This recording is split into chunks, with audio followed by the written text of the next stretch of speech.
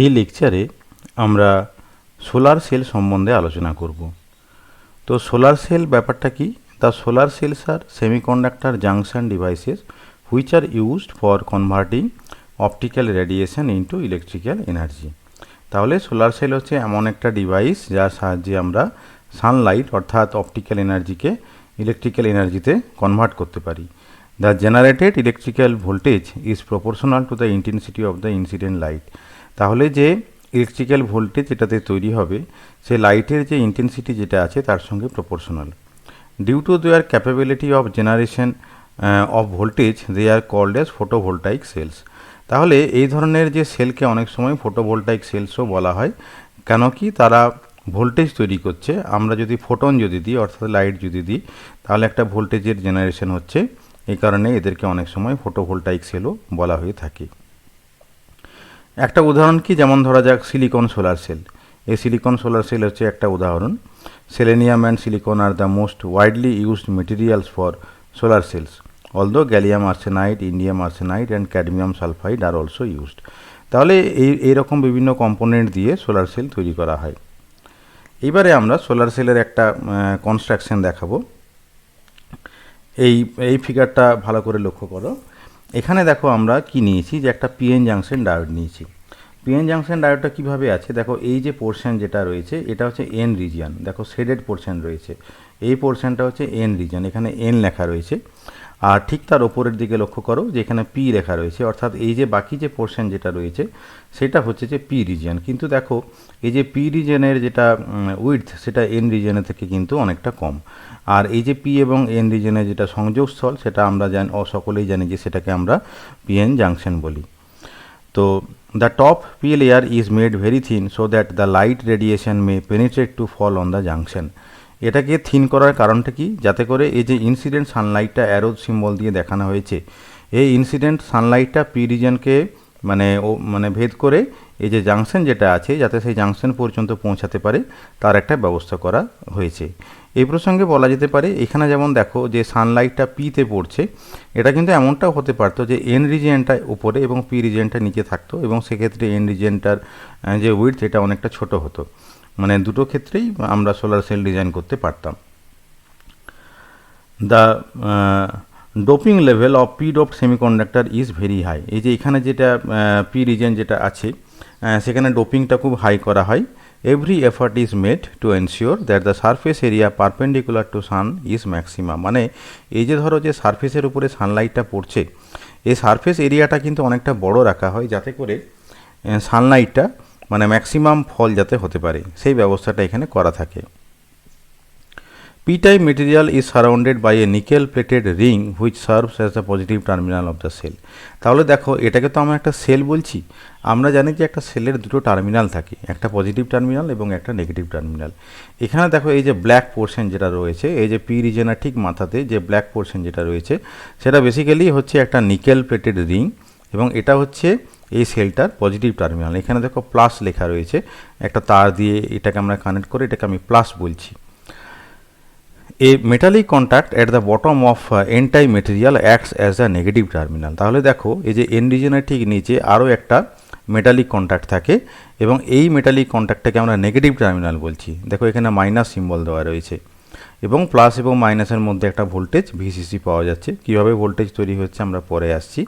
তো এটা হচ্ছে যে একটা সোলার সেলের একটা এলিমেন্টারি কনস্ট্রাকশন। অনেক সময় এই সোলার সেলকে সিম্বলিক্যালি এরকম একটা সিম্বল দিয়ে প্রকাশ করা হয়ে থাকে। এখন একটা সোলার সেল কি করে কাজ করে সেটা একটা আলোচনা করা যাক। যে when of photon of light energy কোলাইডস with the valence electron either in P type material or N type material. তার মানে যখন ফোটন পড়ছে, ফোটন অ্যাটমের মধ্যে যাচ্ছে, সেই ফোটন সেই অ্যাটমের চারিদিকে কি আছে না ইলেকট্রনগুলো ঘুরছে, এবং বাইরের দিকের যে ইলেকট্রনগুলো সেগুলোকে আমরা কি বলি, ভ্যালেন্স ইলেকট্রন বলি। ভ্যালেন্স ইলেকট্রনগুলো অ্যাটমের সঙ্গে লুজলি বাউন্ড থাকে। তাহলে একটা ফোটন যখন এই ভ্যালেন্স ইলেকট্রনের সঙ্গে যখন কোলাইড করছে তখন কি হচ্ছে, যে ফোটনটা ইলেকট্রনকে এনার্জি দিচ্ছে। It impart sufficient energy to the electron to leave its parent atom. এমনভাবে এনার্জিটা দিচ্ছে যাতে করে ওই ইলেকট্রনটা ওই অ্যাটমটা ছেড়ে বেরিয়ে আসতে পারে। As a result free electrons and holes are generated on each side of the junction. তাহলে কি হচ্ছে, দেখো এখানে সানলাইট পড়ছে, পি রিজেনও সানলাইটটা যাচ্ছে, এন রিজেনও যাচ্ছে, তাহলে এই জাংশনের বোথ সাইডেই কি হতে পারে যে যেহেতু অ্যাটমের উপরে ফোটনটা পড়ছে, ইলেকট্রন বেরিয়ে আসছে। ইলেকট্রন বেরিয়ে আসা মানে কিন্তু যে শুধু ইলেকট্রন বেরোনো তা নয়, electron hole pair basically generation হওয়া। তাহলে কি হচ্ছে যে in P type material the newly generated electrons are minority carriers. আমরা জানি যে পি সাইডে মেজরিটি ক্যারিয়ার হোল থাকে, কিন্তু যেহেতু ইলেকট্রন হোল পেয়ার জেনারেশন হচ্ছে, তাহলে কি হচ্ছে যে পি টাইপ মানে পি রিজিয়নে আমরা বলবো যে ইলেকট্রনগুলো জেনারেট হলো, সেই ইলেকট্রনগুলো হচ্ছে মাইনরিটি ক্যারিয়ার, কারণ পি সাইডে তো মেজরিটি ক্যারিয়ার হোল থাকে। These electrons move freely across the junction with no applied bias. এবারে দেখো যে যখন আমরা এই পিএন জাংশনটাকে বাইরে থেকে কোনো ভোল্টেজ দিইনি, অর্থাৎ ওপেন সার্কিটেড অবস্থায় আছে, কোনো বায়াস দেওয়া হয়নি, তাহলে এই যে পি রিজিয়নে যে ইলেকট্রন যে মাইনরিটি ক্যারিয়ার যেগুলো রয়েছে, এই মাইনরিটি ক্যারিয়ারগুলো জাংশনটাকে ক্রস করে এন রিজিয়নে চলে যাবে।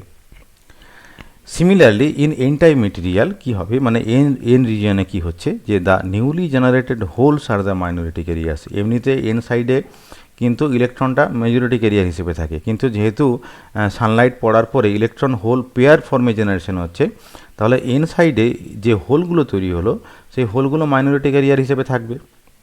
এই হোলগুলো আবার কি করবে যে যখন কোনো আমরা বায়াস দিইনি, অর্থাৎ পিএন জাংশনটাকে কোনো ব্যাটারি দিয়ে কানেক্ট করে নিই, তখন এই হোলগুলো কিন্তু এই জাংশনটা দিয়ে ফ্রিলি মুভ করতে পারবে।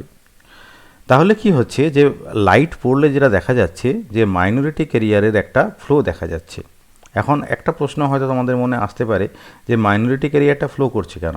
এটা আমরা যখন পিএন জাংশন পড়েছিলাম তখন কিন্তু ব্যাখ্যা করেছিলাম। দেখো এইটা যদি পি সাইড যদি হয়, তাহলে পি সাইডে কি থাকে, এখানে ইলেকট্রনগুলো হচ্ছে মাইনরিটি ক্যারিয়ার, কিন্তু যখন ডিপ্লেশন রিজনটা যখন ফর্ম করে, তখন এই দিকে অর্থাৎ এন সাইডের দিকে প্লাস পোটেনশিয়াল থাকে, সেই জন্য এই মাইনরিটি ক্যারিয়ারগুলো অ্যাট্রাক্টেড হবে। একইভাবে বলতে পারি যে এন রিজনে কি হয়, এন রিজনে হোলটা হচ্ছে মাইনরিটি ক্যারিয়ার, কিন্তু এই সাইডটাতে পি সাইডের থেকে দেখবে নেগেটিভলি চার্জড আয়ন থাকে, যেগুলো এই হোলগুলোকে অ্যাট্রাক্ট করবে।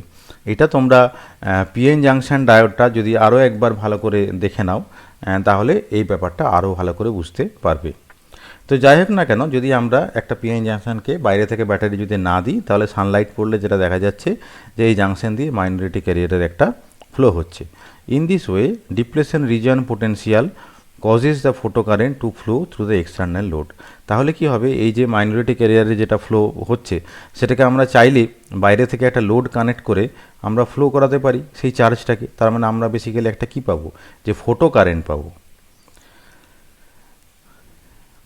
এইবারে দেখো যে আমরা যে বিষয়টা আলোচনা করছি যে open circuit output voltage characteristic, এই ব্যাপারটা সম্বন্ধে আমরা এখন আলোচনা করব।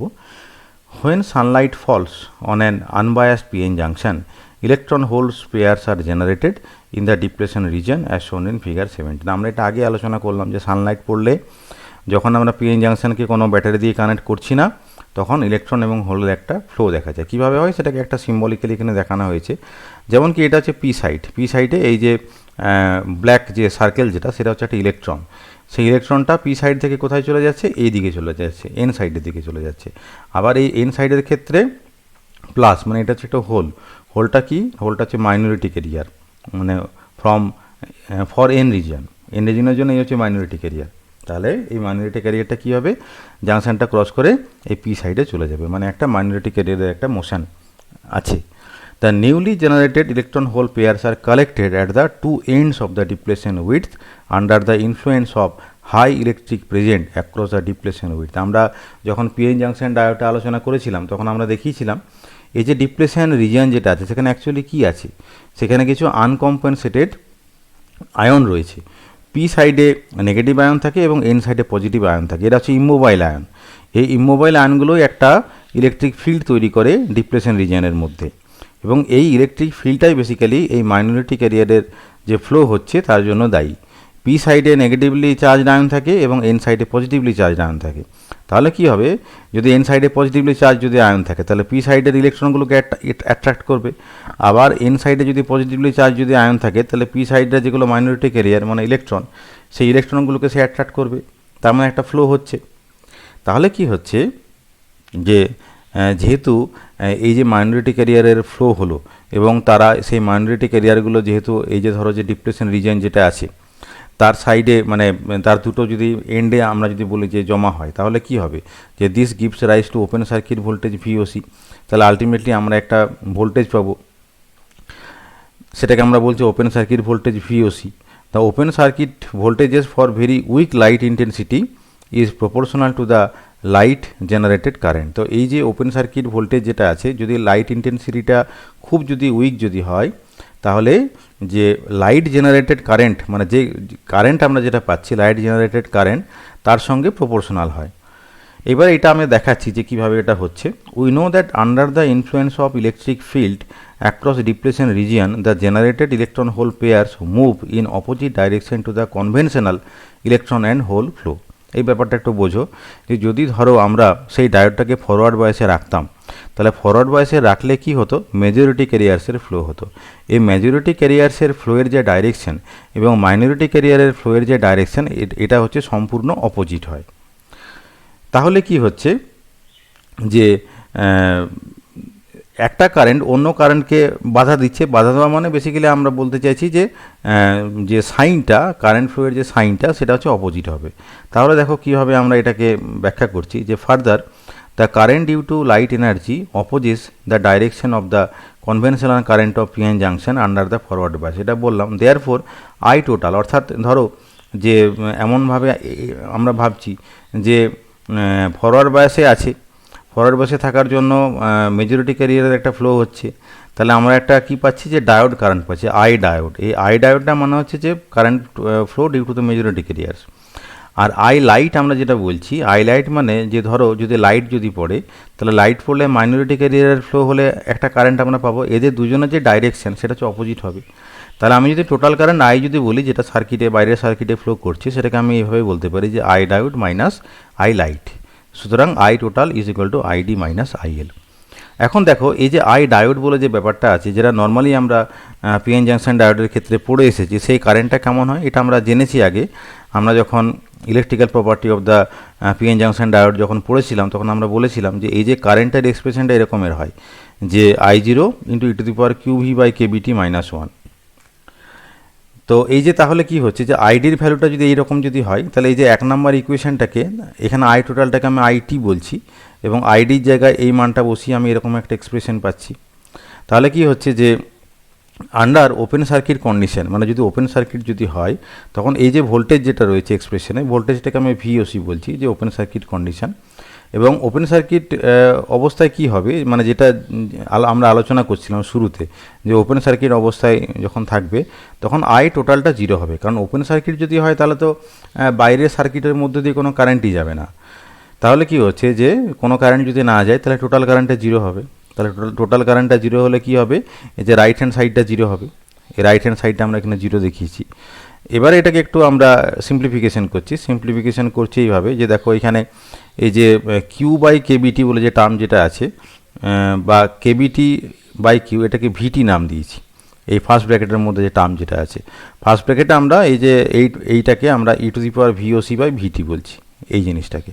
তাহলে এটা কত হচ্ছে যে 1 plus IL by I zero বা ভিওসি সমান এরকম একটা এক্সপ্রেশন পাওয়া যাচ্ছে। তো এখানে আই জিরো বলে যে ব্যাপারটা আছে এটাকে অনেক সময় ডার্ক কারেন্ট বলা হয়, অর্থাৎ লাইট যদি না দিই তাহলে যে কারেন্টটা পাবো সেটাকে আমি আই জিরো বলছি। অনেক সময় আই জিরোকে ডার্ক কারেন্ট বলা হয় এবং আইএল যেটা আছে এটাকে লাইট কারেন্ট বলা হয়, মানে লাইটের উপস্থিতিতে এই কারেন্টটা পাওয়া যায়।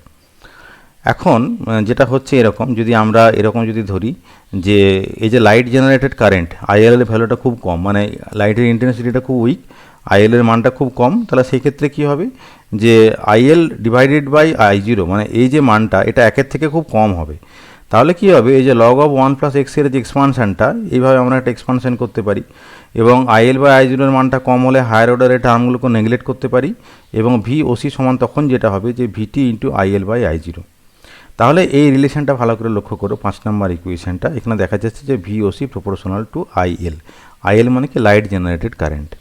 তাহলে in the weak light region মানে যখন লাইটের ইন্টেন্সিটিটা খুব কম a linear relationship holds good between open circuit voltage and light generating current, তাহলে এই লিনিয়ার রিলেশনটা ভ্যালিড হবে। এটা কখন না, যখন লাইট ইন্টেন্সিটিটা খুব উইক হবে।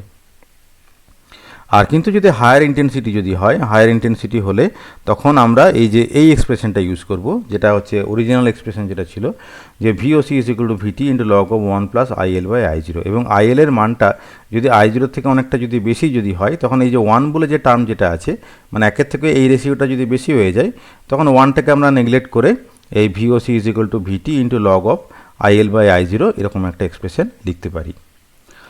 For high intensity VOC approaches, the band gap energy of the semiconductor in silicon solar cell VOC is equal to of the order of 0.7 electron volt, তাহলে এই যে ওপেন সার্কিট ভোল্টেজের মানটা of the order of band gap হয়। তো এই ফিগারে, এই যে ফিগার 18-এ আমরা একটা এই যে VOC অর্থাৎ ওপেন সার্কিট ভোল্টেজ তার সঙ্গে লাইট ইন্টেন্সিটির একটা প্লট দেখিয়েছি। তো এখানে যেটা দেখা যাচ্ছে যে লাইট ইন্টেন্সিটিটা বাড়ালে এই VOCর যে ভ্যালুটা অর্থাৎ ওপেন সার্কিট ভোল্টেজের যে মানটা, এটা কি হচ্ছে যে বেড়ে বেড়ে যাচ্ছে, এবং এই যে লাইট ইন্টেন্সিটিটাকে লগারিদমের আকারে এখানে প্রকাশ করা হয়েছে। It is obvious from the graph that the cell is more sensitive for low light levels than for high light intensity level. এটা কেন বলা হচ্ছে যে লো লাইটে বেশি সেন্সিটিভ, এই কারণেই বলা হচ্ছে।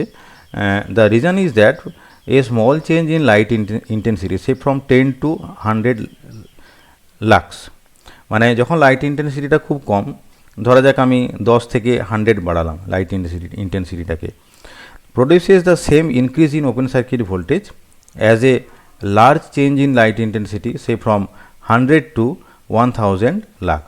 মানে আমি যদি এটা হাই ইন্টেন্সিটির কথা যদি ভাবি, যে যখন আমি ইন্টেন্সিটিটাকে 100 থেকে 1000 লাক্সে যখন চেঞ্জ করছি, তখন একই চেঞ্জ দেখা যাচ্ছে।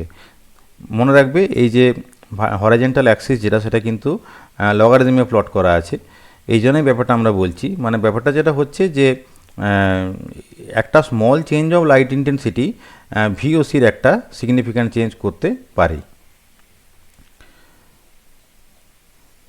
আউটপুট কারেন্ট ক্যারেক্টারিস্টিক ফিগার 19, এই যে ফিগার 19 যেটা আছে সেটা হচ্ছে output current versus light intensity. তো এই গ্রাফটা থেকে দেখো যেটা বোঝা যাচ্ছে যে লাইট ইন্টেন্সিটি যদি আমরা বাড়াই, তাহলে আউটপুটের যে কারেন্ট যেটা আছে সেই আউটপুটের কারেন্টটা কিন্তু বেড়ে বেড়ে যায়।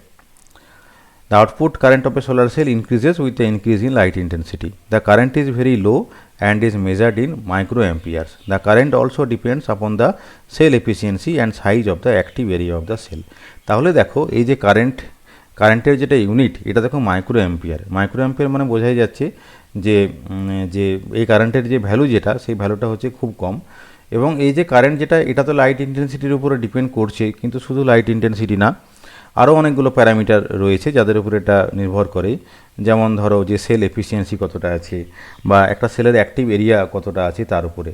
তো এই যে সেল এফিসিয়েন্সি এবং আদার প্যারামিটার, সেগুলো আমরা আবার পরবর্তী ক্ষেত্রে আলোচনা করছি। তার আগে আমাদের আরেকটা বিষয় সম্বন্ধে জানতে হবে, যেটা হচ্ছে শর্ট সার্কিট কারেন্ট।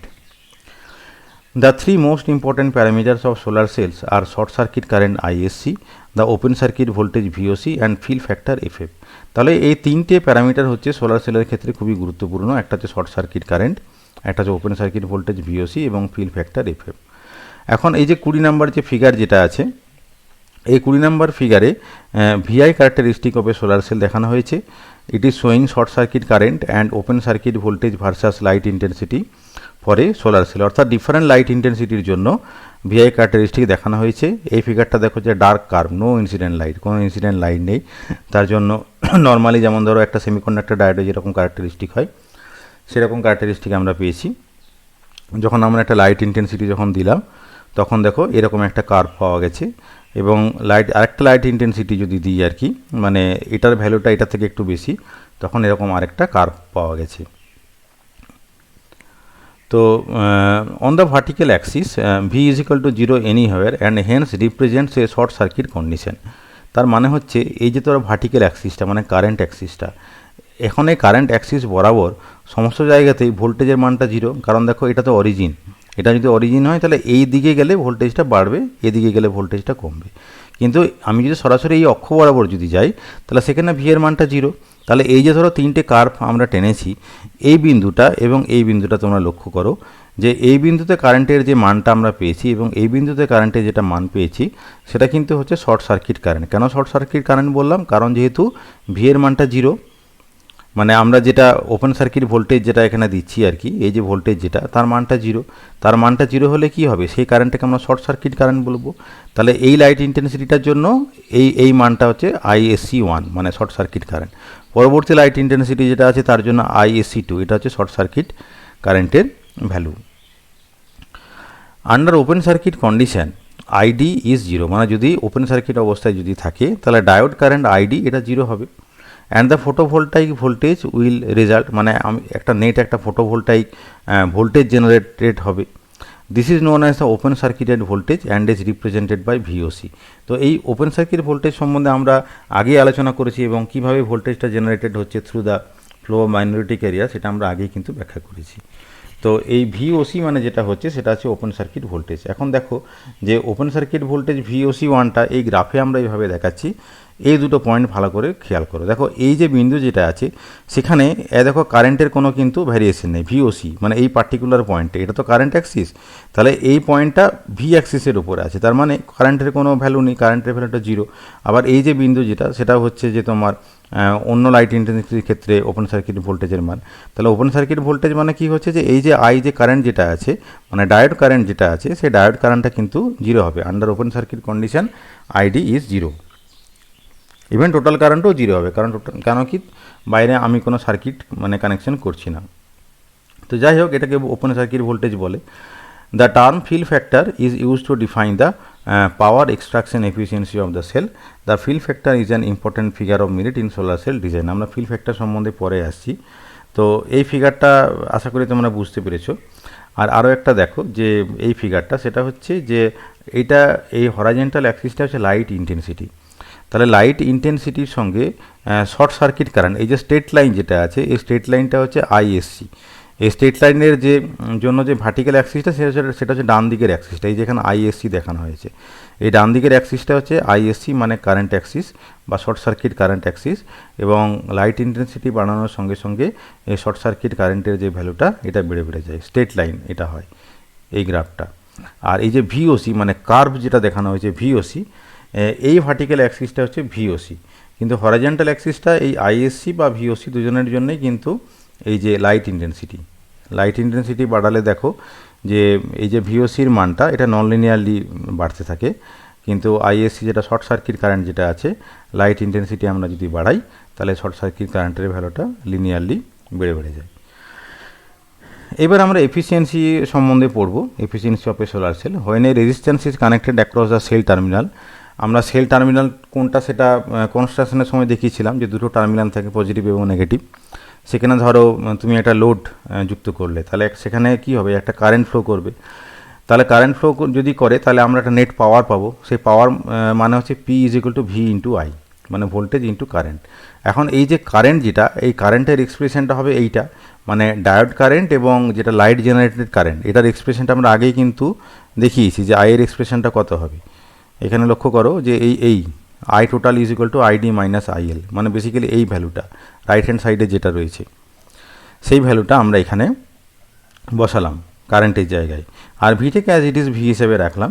তাহলে কি হলো যে P = এটাকে আমরা একটু সিম্পলিফাই করে এটা হচ্ছে পাওয়ারের এক্সপ্রেশন। এখন দেখো যে the maximum power that can be obtained, মানে কত ম্যাক্সিমাম পাওয়ার পাবো সেটা কিভাবে আমরা দেখাতে পারবো, মানে আমরা যেটা দেখাচ্ছি যে in terms of the voltage, যে কত ভোল্টেজে ম্যাক্সিমাম পাওয়ার পাওয়া যাবে এইভাবে আমরা ভাবছি। তাহলে এই যে 8 নম্বর ইকুয়েশনে দেখো লেফট সাইডে পাওয়ার রয়েছে এবং ডান দিকে ভোল্টেজ রয়েছে।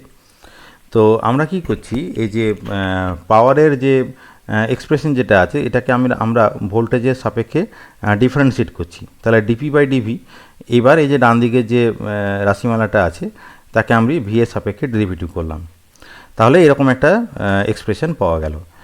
এবং এটাকে আমরা একটু সিম্পলিফাই করব এবং dP/dV-কে 0 করছি। এই যে dP/dV যেটা, এটাকে আমরা 0 করছি, তার মানে এই ফ্যাক্টর যেটা পুরোটা যেটা রয়েছে দ্যাট ইজ ইকুয়াল টু 0। তাহলে এই পুরোটা যদি 0 যদি হয় তাহলে কি হচ্ছে, এটাকে আমি আবার সিম্পলিফাই করলাম। আবার সিম্পলিফাই করে আমরা এটা ধরলাম যে ধরা যাক যে এই যে ভি যেটা আছে আমরা জানতে চাইছি যে ভি এর কত ভ্যালুর জন্য ম্যাক্সিমাম পাওয়ার হবে। ধরা যাক সেই ম্যাক্সিমাম ভ্যালুটা হচ্ছে ভিএম। তাহলে এই যে লেফট সাইড যেটা আছে ভি এর জায়গায় আমি ভিএম লিখলাম, ভি এর জায়গায় ভিএম লিখেছি। তারপরে আমরা এটাকে আরও ফার্দার সিম্পলিফাই করে দেখো এখানে এরকম একটা এক্সপ্রেশন পাওয়া গেছে, এরকম একটা এক্সপ্রেশন নম্বর ইকুয়েশনে পাওয়া গেছে। এইবার আমরা একটা জিনিস যেটা বলছি যে দেখো যে the current corresponding to maximum power can be expressed as, মানে ধরো এই যে ভি যখন ভিএম তখন ম্যাক্সিমাম পাওয়ার পাওয়া যাচ্ছে, এবং আমরা এইভাবেও ধরছি যে আই মানে কারেন্ট যখন আইএম মানে কারেন্টের ভ্যালুটা যখন আইএম হচ্ছে তখন ম্যাক্সিমাম পাওয়ারটা পাওয়া যাচ্ছে। মানে বেসিক্যালি ম্যাক্সিমাম পাওয়ারের ক্ষেত্রে V is equal to VM আর I is equal to IM. এখন আইয়ের যে এক্সপ্রেশন, যে টোটাল কারেন্টের যেটা এক্সপ্রেশন, সেটা তো আমরা আগে একবার দেখালাম। সেই সেম এক্সপ্রেশন ইউজ করছি, জাস্ট আইয়ের জায়গায় আমি আইএম লিখলাম। আর আইয়ের যে এই যে এক্সপ্রেশন যেটা 10 নম্বর ইকুয়েশনে যেটা দেখানো হয়েছে, সেটা বেসিক্যালি সবার প্রথমে যেটা দেখিয়েছিলাম সেই এক্সপ্রেশনটাই কিন্তু এখানে ব্যবহার করা হয়েছে। এই যে আই টোটালের যে এক্সপ্রেশন যেটা রয়েছে সেইটাই এখানে আমরা ব্যবহার করেছি, খালি আই জিরোটাকে এই ওয়ানের সঙ্গে গুণ করে নেওয়া হয়েছে, তারপরে সেটাকে এই থার্ড ব্র্যাকেটের বাইরে বের করে নেওয়া হয়েছে। তাহলে দেখো যে সেই ভ্যালুটাই হচ্ছে আইএম, আমরা ধরে নিচ্ছি যে আইয়ের ভ্যালু যখন আইএম তখন ম্যাক্সিমাম পাওয়ার পাওয়া গেছে। তাহলে এই ইকুয়েশনটা আমরা কিন্তু আগের ইকুয়েশন থেকে নিয়ে এসেছি। এইবার এই যে 9 নম্বর ইকুয়েশনটাকে আমরা কি করছি যে একটু সিম্পলিফাই করব। কিভাবে করছি দেখো, যে substituting the value of I zero into to the power VM by VT, মানে এই মানটাকে 9 নম্বর ইকুয়েশন থেকে বের করে সেটাকে আবার এই 10 নম্বর ইকুয়েশনে বসাবো। তাহলে কি হবে, মানে বেসিক্যালি এই এক্সপোনেনশিয়াল ফ্যাক্টরটাকে আমরা সাবস্টিটিউট করছি, একটা ইকুয়েশন থেকে আরেকটা ইকুয়েশনে সাবস্টিটিউট করছি, 9 নম্বর ইকুয়েশন থেকে বের করে 10 নম্বর ইকুয়েশনে বসাচ্ছি। তাহলে ফার্দার আর একটু অ্যালজেব্রিক সিম্পলিফিকেশন হবে, অ্যালজেব্রিক সিম্পলিফিকেশন হয়ে আলটিমেটলি দেখো আমরা এখানে যেটা দেখিয়েছি এই আইএম এর একটা মান, এই যে 11 নম্বর ইকুয়েশন যেটা আছে সেখানে আইএম এর একটা মান বের করলাম। মানে বলতে চাইছি যে কারেন্টের ভ্যালু যখন আইএম হবে অর্থাৎ এরকম একটা মান পাওয়া যাবে তখন পাওয়ারটা ম্যাক্সিমাম হবে। তাহলে ম্যাক্সিমাম পাওয়ার সমান কত হবে সেটা আমরা এইভাবে বলতে পারি যে ভিএম ইন্টু আইএম। এখন দেখো আইএম এর মানটা কত, আইএম এর মানটা হচ্ছে এটা আমরা 11 নম্বর ইকুয়েশনে বের করেছি, তাকে আবার ভিএম দিয়ে গুণ করতে হবে। তাহলে ভিএম দিয়ে গুণ করলাম, ভিএম দিয়ে গুণ করে এরকমের একটা এক্সপ্রেশন পাওয়া গেল, এটা হচ্ছে যে ম্যাক্সিমাম পাওয়ার। এখন দেখো যে তাহলে পাওয়ার কনভার্সন এফিসিয়েন্সি কত হবে, সেটা হচ্ছে যে এই সোলার সেলের সাহায্যে আমি ম্যাক্সিমাম এতটা পাওয়ার পেতে পারি। তাহলে আমি যদি এই সোলার সেলের power PM divided by light intensity মানে ইনসিডেন্ট লাইট ইন্টেন্সিটির যে পাওয়ার তার যে রেশিও যদি বের করতে পারি তাহলে সেটা হবে ইটা বা পাওয়ার কনভার্সন এফিসিয়েন্সি, মানে ইটা সমান ইজ ইকুয়াল টু যেটা হবে যে maximum power of the solar cell divided by the power of the incident sunlight, এই ব্যাপারটাকে ইটা বলা হয়। এখন দেখো যে এই এক্সপ্রেশন যেটা আছে এটা হচ্ছে পিএম এর মান, এটাকে আমরা লিখলাম যে এটা হচ্ছে PM divided by P in মানে হচ্ছে ইনসিডেন্ট লাইট যেটা আছে তার পাওয়ার। এখন দেখা যায় যে ইনসিডেন্ট লাইট পাওয়ারের যে ভ্যালু সেটা মোটামুটি এরকম অর্ডারের হয় যে 1.35 kilowatt per metre square normal Sunday, এরকম একটা পাওয়ার পাওয়া যায়। তাহলে দেখা যায় যে এইটা যদি হয় তাহলে ধরো এই যে সিলিকন বা গ্যালিয়াম আর্সেনাইড এদের জন্য যে ভিএম বা আইএল বা আই জিরোর যে টিপিক্যাল ভ্যালু যদি আমরা ইউজ করি তাহলে দেখা যায় যে মোটামুটি এই ইটার মানটা 10% থেকে 15% এই অর্ডারেই কিন্তু হয়, এর থেকে বেশি বাড়ানো যায় না। তো এই ব্যাপারটা হচ্ছে এফিসিয়েন্সি, এবং এফিসিয়েন্সি ছাড়াও দেখো এই যে এক্সপ্রেশন যেটা আছে যে PM is equal to VM by IM, এখন ভিএম ডিভাইডেড বাই আইএম সেটাকে আমরা আর অপটিমাম বলছি, মানে এটা হচ্ছে অপটিমাম রেজিস্ট্যান্স, কারণ ভোল্টেজের ভ্যালু যখন ভিএম কারেন্টের ভ্যালু যখন আইএম তখন আমি ম্যাক্সিমাম পাওয়ার পাচ্ছি। তো ম্যাক্সিমাম পাওয়ারের ক্ষেত্রে রেজিস্ট্যান্সের ভ্যালুটা কত হওয়া উচিত, সেটা হবে ভিএম বাই আইএম। তাহলে ভিএম বাই আইএম সমান কত হবে সেটা বের করা হয়েছে এই ইকুয়েশনটা থেকে, যে আমি এখানে এই ইকুয়েশনটা ব্যবহার করতে পারি। ধরো যেখানে ভিএম বাই আইএম এখানে আছে, তাহলে এখান থেকে ধরো এই যে ভিএম কেটে যাবে, তাহলে যদি যায় ক্যান্সেল যদি হয়ে যায় তাহলে এখান থেকে ভিএম বাই আইএম এর একটা মান আমরা এখানে পেতে পারি। সেটা হচ্ছে এরকম অর্ডারের হয় যে VM by IM is equal to R, that is equal to VM plus VT by I zero plus IL. তো এটাকে বলা হচ্ছে অপটিমাম লোড রেজিস্ট্যান্স। এবং ফিল ফ্যাক্টর তার যে ম্যাগনিটিউড যেটা হচ্ছে সেটা হচ্ছে ভিএম ইন্টু আইএম, মানে basically VM into IM divided by VOC into IL, এই ফ্যাক্টরটাকে ফিল ফ্যাক্টর বলা হয়। তো যাই হোক, তা আমরা মোটামুটি সোলার সেলের বেসিক কনসেপ্ট সম্বন্ধে আলোচনা করলাম। সোলার সেলের ব্যবহারটাও একটু আমরা জেনে নিই যে সোলার সেলের কোথায় কোথায় ব্যবহার যেটা করা হয়। মানে সোলার সেল বেসিক্যালি দেখো একটা সেলফ জেনারেটিং ডিভাইস। আমরা কিন্তু বাইরে থেকে কিন্তু কোনো পাওয়ার দিইনি সোলার সেলকে, এটা হচ্ছে মেন একটা বৈশিষ্ট্য। আরেকটা কি, এটা হচ্ছে পলিউশন ফ্রি সিস্টেম। আর কি হচ্ছে যে the internal EMF and current generated by a solar cell is enough which can be measured by galvanometer. The solar cell can be operated satisfactorily over a wide range of temperature. Solar cells are extensively used as a source of power for many space satellites for a long period of time. তাহলে basically দেখো এই solar সেলটাকে এই space স্যাটেলাইটের ক্ষেত্রে আমরা ব্যবহার করি এবং অনেকদিন ধরে এটা ব্যবহার করা যেতে পারে। লিমিটেশনে কিছু আছে, যে এফিসিয়েন্সিটা আমরা তো দেখালাম যে 10 থেকে 15% অর্ডারের হয়, মানে এফিসিয়েন্সিটা খুব বেশি না, এবং এই এফিসিয়েন্সিটা টেম্পারেচার ডিপেন্ডেন্ট হয়। আর they are more effective in outer space application than terrestrial application. মানে সোলার সেলটার আমাদের এই স্যাটেলাইট স্পেসেই কিন্তু বেশি ব্যবহার করা হয়। তো আশা করি তোমরা এই লেকচারটা বুঝতে পেরেছো। এই পার্টিকুলার কন্টেন্টটা আমরা নিয়েছি গুপ্ত কুমারের ইলেকট্রনিক্স বই থেকে। তোমরা ফার্দার আন্ডারস্ট্যান্ডিংয়ের জন্য গুপ্ত কুমারের ইলেকট্রনিক্স বইটা দেখতে পারো। আর এই লেকচারটা শোনার জন্য সবাইকে অনেক ধন্যবাদ।